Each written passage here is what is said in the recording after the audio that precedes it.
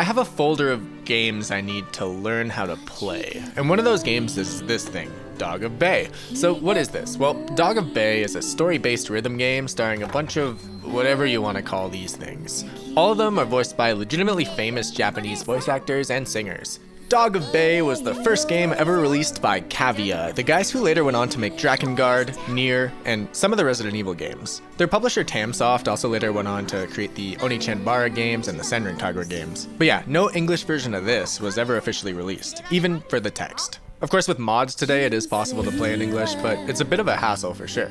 There's barely any information online about this. There's no walkthroughs or guides, there's barely any YouTube content, and every review that I've read complained that the game is too hard, which you'll soon learn they just didn't know how to play.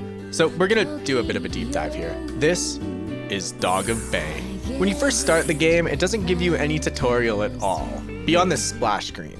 And then once you start playing, you just see, well, this.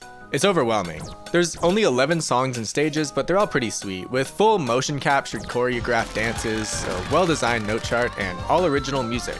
Most importantly though, at first glance, it's got the most insanely confusing button layout I've ever seen. The controls here are up, down, triangle, and X. There's a giant white spinning glowing circle that closes in on the note, and you need to react to that. Thing is, it gives you almost no time to react to the prompts, and if there's multiple notes in a row, the glow makes it borderline impossible to know ahead of time. There is more to this that the game doesn't tell you though. The obnoxious design of the glowing hit prompts being impossible to react to is actually solved once you look at the notes flying in the center. These vaguely represent the speed that the upcoming notes are going to come in at. If you see 3 center notes, you know you've got to push a button 3 times. It's necessary for any fast notes, but simultaneously makes it really hard to see what's going on with this distractingly busy screen. It also makes you take your eyes off the button dots. This game's a nightmare to read. At first. The notes get slammed stupidly fast, but it was only on hard mode that I even noticed the left and right side of the screen. Look at that.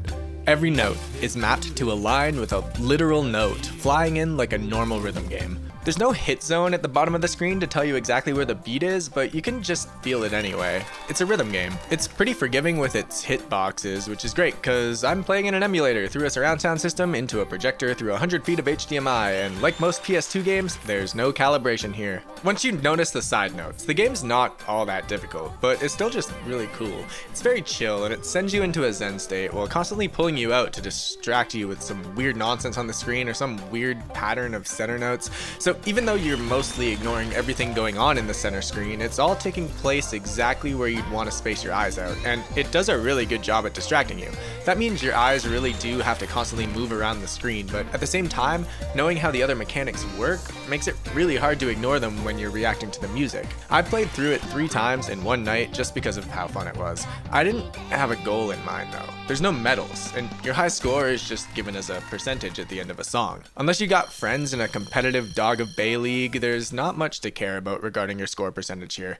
You're just playing this for fun. There's something just so good about this era of rhythm games, and this game really reminded me why that is. It was awesome to play this dumb, short, story-based rhythm game that I've never heard of before. It would be amazing if these games got a revival. This was actually attempted 7 years ago.